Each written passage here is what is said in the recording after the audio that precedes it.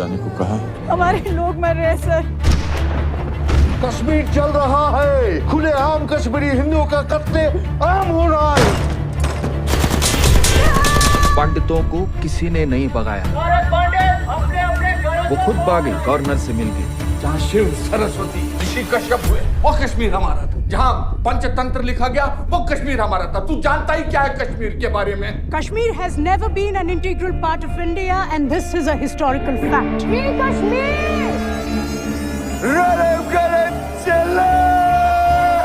अपना धर्म बदलो, भागो क्या मर जाओ। कश्मीर के मसले का एक ही हल, अल जिहाद।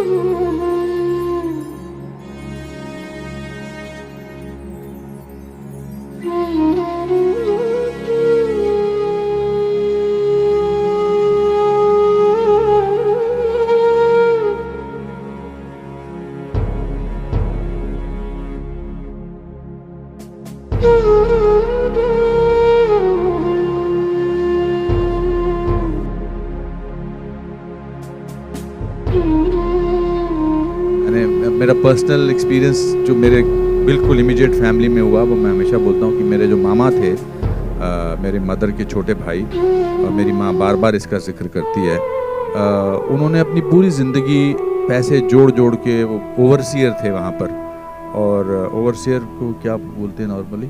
ओवरसियर ही बोलते हैं, हाँ। तो typical overseer is a very typical small town word.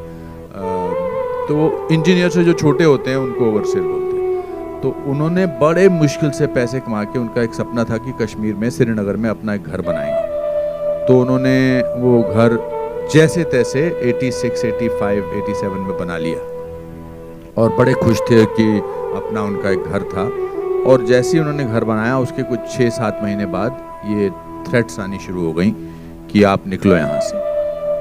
And फिर ऐसी थ्रेट्स आई कि भाई हमने आपके पड़ोसी को मार दिया है, उसकी लाश वहाँ पड़ी है, अब अगर आप अगले कुछ दिनों में नहीं छोड़ेंगे तो हम फिर आपकी लाश किसी और के घर पर होगी। सो एक रात को एक फिएट गाड़ी में जितना सामान वो डाल सकते थे, जिंदगी भर की पूंजी, एक फिएट गाड़ी में, 4 उनके खुद के अपने सदस्य थे, बेटा, बेटी, उनकी बीवी, और वो वहाँ से निकल गए और दिल्ली में जाकर कहीं वो सेटल हो गए। और उनका सदमा उनको इतना गहरा पड़ा कि he died after couple of years or 3 years.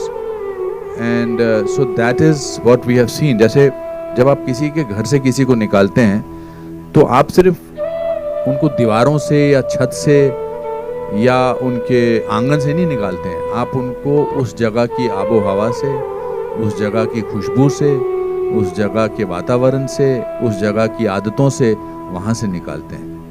मेरे दादाजी का छोटा सा एक मंदिर था, 3rd फ्लोर पे, मिट्टी का घर था, और वहाँ पर उनकी वो जो अगरबत्ती रोज़ जलाते थे तो उसकी एक खुशबू थी। अब वो खुशबू टेंट में तो नहीं आ सकती है, या किसी जम्मू के घर में, या पूना के घर में, या दिल्ली के घर में तो नहीं आ सकती है।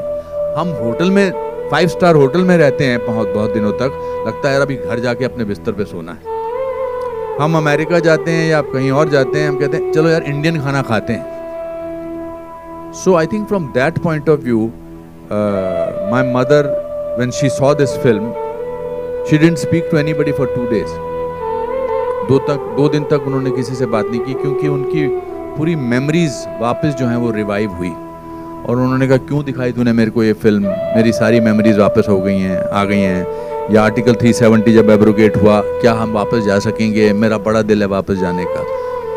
सो अब आप अंदाज़ा लगा लीजिए, जो इस डॉक्यूमेंट्री में बात कर रहे थे, उनका क्या हाल हुआ होगा, उनके साथ क्या महसूस किया होगा उन्होंने। So from that point of view it's, आप बार बार काफ़ी लोग बोल रहे हैं आंखें नम है, आई थिंक इसका सदमा जो है ना, इसकी तकलीफ जो है वो आत्मा तक गई है। कश्मीर में आज आप जाओ, मुझे याद है जब बचपन में मैं जाता था तो निशात गार्डन जाते थे, शालीमार जाते थे, पिकनिक पे जाते थे, तुलमुलब खीर भवानी टेम्पल जाते थे, वहाँ की नदियों में घूमते थे, हंदवारा, सोपोर, ये सब जगहें हैं वहाँ की। अब कश्मीर की आत्मा जो है वो घायल है। अब वहाँ बार्ब्ड वायर्स नज़र आती हैं, सुनसान इलाका है, कुछ अजीब सा वातावरण है।